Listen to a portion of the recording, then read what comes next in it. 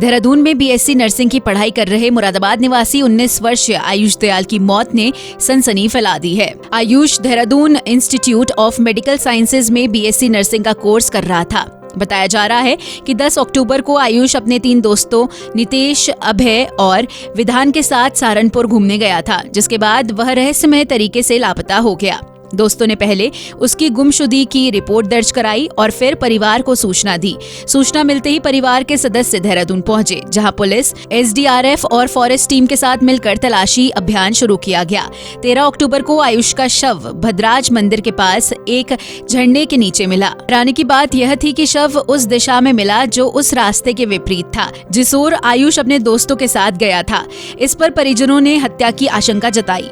परिजनों की शिकायत पर देहरादून पुलिस ने सहारनपुर थाने में आयुष के 3 दोस्तों नितेश, अभय और विधान के खिलाफ हत्या का मुकदमा दर्ज किया है। पुलिस ने शव का पैनल पोस्टमार्टम कराकर जांच शुरू कर दी है। फिलहाल पुलिस सभी पहलुओं पर जांच कर रही है कि यह हादसा था या साजिश की गई हत्या। मृतक आयुष मुरादाबाद की रेलवे कॉलोनी में अपने पिता राकेश कुमार और बड़े भाई के साथ संयुक्त परिवार में रहता था। पिता राकेश कुमार ने कहा कि उन्हें कभी अंदाजा नहीं था कि उनके बेटे के साथ ऐसी अनहोनी हो जाएगी। पुलिस अब पोस्टमार्टम रिपोर्ट और मोबाइल कॉल डिटेल्स के आधार पर मामले की गहराई से जांच कर रही है। मेरा बेटा DIMS Dehradun institute of medical science में BSc नर्सिंग कर रहा था।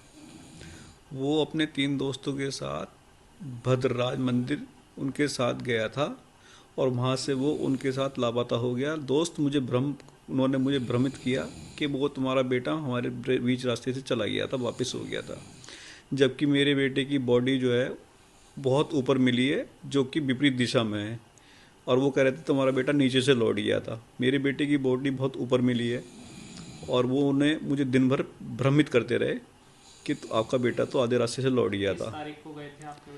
10 तारीख को गया था वो उनके साथ, उसको बहला फुसला के ले गए थे। मेरा बेटा ऐसा अकेले कहीं जाता भी नहीं है।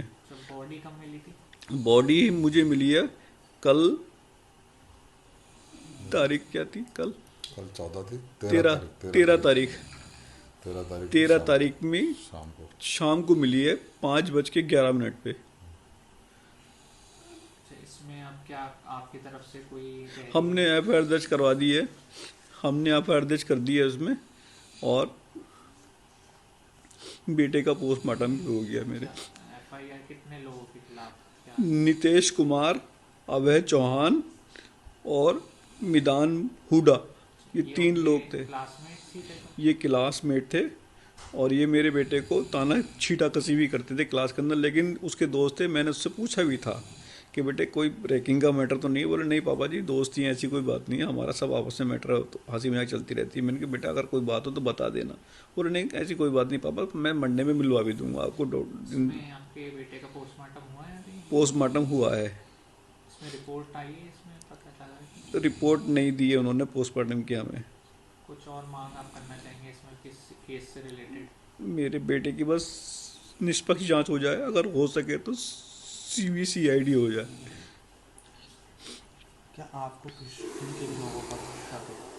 अभय चौहान, नितेश सिंह, नितेश कुमार जो भी नाम है उनका, और मिदान हुडा, ये मुझे तीनों पर पूरा शक है, क्योंकि इनमें ये जो लड़का है नितेश और अभय चौहान, ये बात को बार बार बरगला रहे थे, मुझे भ्रम फैला रहे थे कि आपका अंकल जी, आपका बेटा हमारे साथ यहाँ गया था, आपके साथ बेटा हमारा यहाँ गया था, 700 मीटर गया था। फिर बताते हैं कि नहीं, ये हो सकता है अंकल जी थोड़ा सा और ऊपर गया हो। उसके बाद बोलता थोड़ा सा और ऊपर गया हो, जबकि मेरा बेटा कम से कम 2-2.5-3 किलोमीटर ऊपर मिला है। उसकी लाश ऊपर मिली है, बिल्कुल नीचे विपरीत दिशा में मिली है, नदी में पड़ी हुई और झरने में पड़ी हुई। तो पुलिस की ओर से क्या कार्रवाई की जा रही है? पुलिस की कार्रवाई, उनको अरेस्ट, उन्होंने 2 दिन तक अरेस्ट ही नहीं किया, उनको कोई सख्ती से कार्रवाई, उनसे पूछताछ नहीं की।